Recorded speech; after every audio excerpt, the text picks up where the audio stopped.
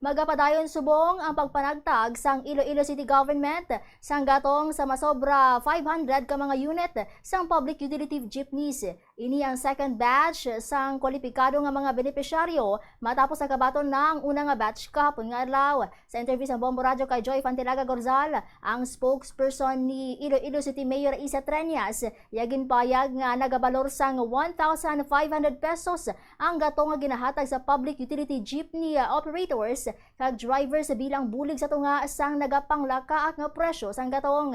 May gasoline station nga gin-assign sa kada ruta sang tagsa ka kooperatiba. Sang Miyerkules ginpatigayon ang tagtaganay sang coupon nga balor 1,500 pesos na ibaduan nga masobra 1,000 ka mga drivers kag operators ang nag-apply kag nag-qualified sa fuel subsidy program. Payag pa sang city government, handa ang alkalde nga mangintayuyon ang assistance sa sektor sang transportasyon samtang padayon ang krisis.